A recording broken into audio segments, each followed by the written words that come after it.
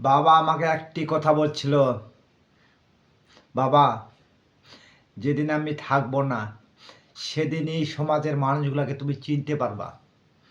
বাবার কথাটা আমি বিশ্বাস করিনি। আসলে বাবা কি বলে, বাবার কথাটা আমার কানে আজও ভাসে। সেদিন আমাকে বাবা বলছিল, বাবা আমি কোনো একদিন পৃথিবীতে থাকবো না, সেদিন এই পৃথিবীর মানুষগুলোকে তুমি চিনতে পারবা। সেদিন বাবার কথাটা মাথায় ঢোকায়নি। খাইতাম, যাইতাম, বেড়াইতাম, বন্ধু বান্ধবের সাথে বেড়াইতাম, টাকা কি জিনিস চিনতে পারতাম না। আসলে এমন একদিন আমি ঠেকে গেলাম, সেদিন আমার পাশে কেউ ছিল না। আমার শেষ সম্বলটুকু আমি একজনকার কাছে রাখে দিছিলাম, সামান্য কিছু। সেদিন সে আমাকে বলছে আমি দিতে পারবো না। বাবা আসলে তোমার কথাটা খুব মনে পড়ে। মানুষ যে আসলে বেঈমান। মানুষ বলে দূরের লোক ঠকায় না, যদি ঠকায় খুব কাছের লোক ঠকায়, সেটা আমি প্রমাণ। আমি যতদিন বাঁচে থাকবো সেই মানুষটার কাছে কখনো মাথা নত করব না।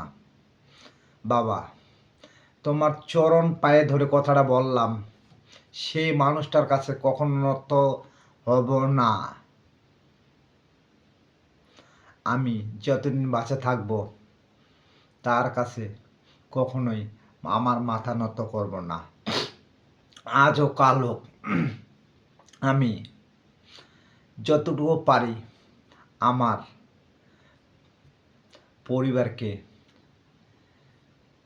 যেমনে পারি উপার্জনের টাকা দিয়ে তাদেরকে সবসময় আমার ঘরে রাখার চাই। আজও কালও অনেক পুরুষ স্ত্রীর কামাই খাওয়ার জন্য মানুষের বাসায়, মানুষের বাড়িতে কাজ করতে যাইতে বলে। আমি আজও আমার স্ত্রীকে বলিনি কাজ করতে। তারপরও আমার স্ত্রী যদি কারো বাসায় কাজ করতে চায়, তখন আমাকে খুব ছোট নিজেকেও লাগে। আসলে আমি তো ভাই কোনো একদিন থাকবো না।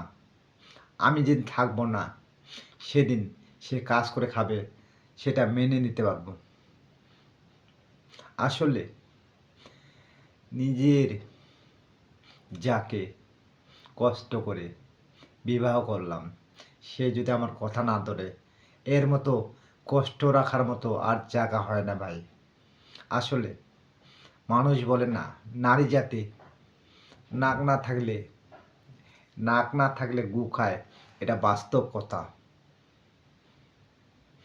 আমি তাকে বললাম যে আমার সম্মানই সম্মান, সে আমার কথাটা মানতে রাজি নয়। যাক, সংসার ভাঙে খুব কষ্টে ভাই। আমি বুঝাতে পারিনি তাকে। আসলে জোর করে কখনো পীড়িত হয় না। কেউ যদি ভালোবাসার কথা না বুঝে তাকে বোঝানো যায় না।